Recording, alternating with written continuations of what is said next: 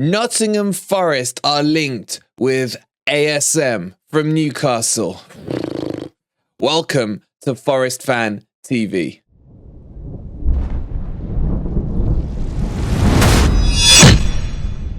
Good morning, good evening, or good night, wherever in the world you are, whatever time of day you're watching this. Hope you're having a fantastic day and welcome to your latest Forest news. We got a couple of videos on transfers coming out today. You're not going to want to miss them. Don't forget as well, it's the big one tonight as Nottingham Forest will host Manchester United at the City Ground. We'll have the watch along for you from like 7:30, I think it is, followed by the player ratings. So make sure you tune it in there as Forest will smash the scum that is Manchester United. And don't forget, if you're enjoying all the content, please be kind enough just to hit that like button. Completely free to do. It's also completely free to subscribe. And if you want to support the growth on this channel, just hit that join button. It's only 99p. It goes a long way to help with production. But let's get into this and let's talk about ASM.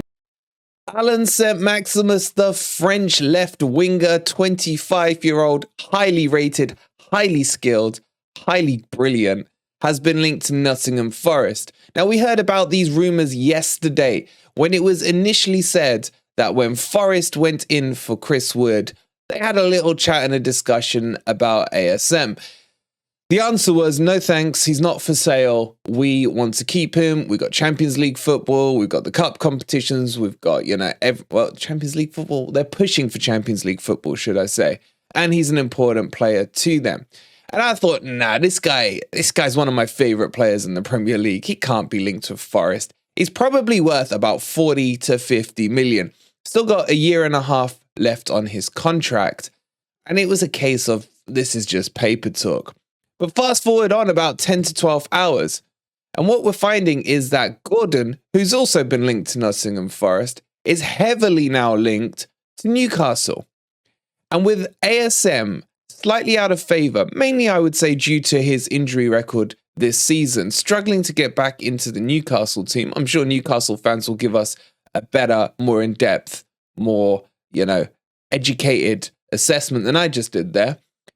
But there may be a chance now for him to go. And the talk is that if they get Gordon, then they may be willing to sell ASM. Forest fans, how do you feel about that? Newcastle fans, how do you feel about that?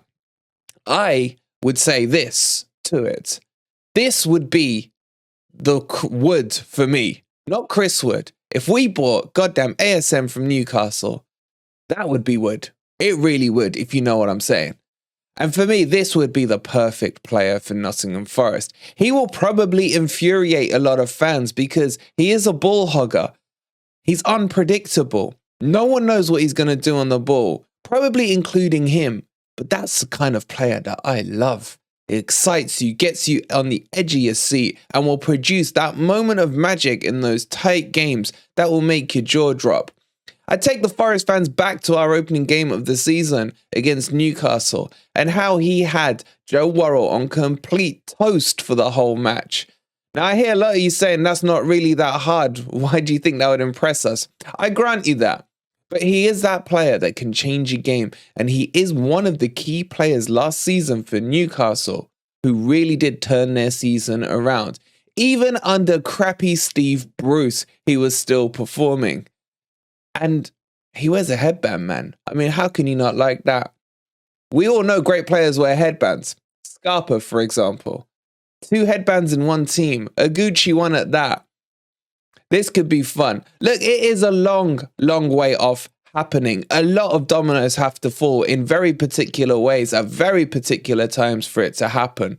But at the moment, it's becoming more than just a little headline clickbait in the papers. There's a little strength behind it.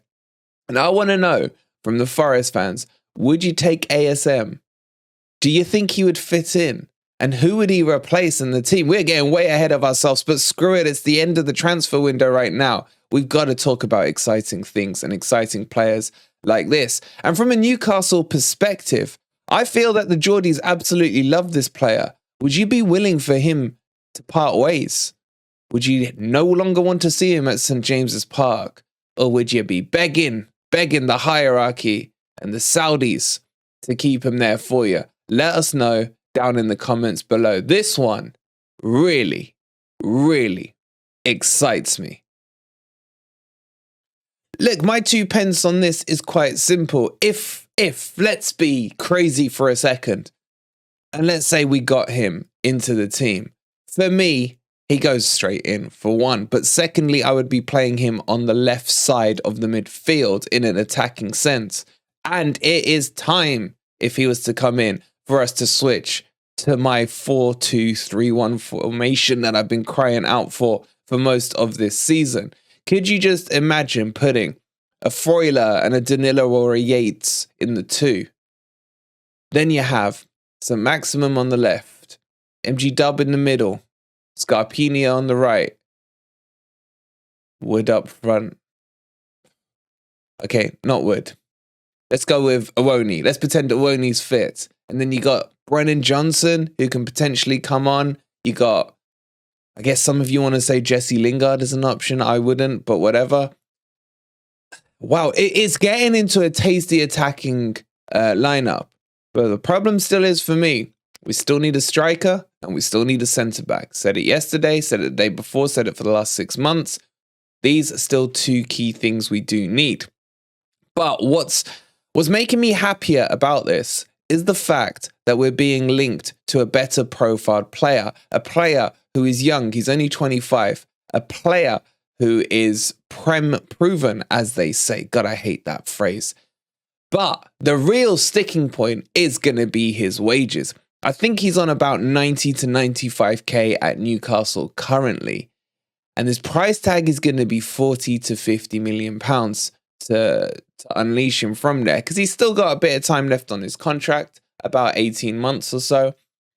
But I think it's money well worth spending. I really do. If we are serious about the Premier League, we can't just keep buying these 10, 15 mil players. We're going to have to buy some marquee signings. And not marquee signings. When you say marquee signings, I'm not talking about Lingard. Yes, he was a marquee one in the summer. He had a name, etc. But he's old and he's crap in my opinion. So Maximus, for me, is an X factor. And he would be worth the money. And Forest are going to need to start thinking about buying these £40 million category players if they really want to do something in the Premier League next season. And this, for me, would be a hell of a signing. I can't wait to hear your thoughts on it down below.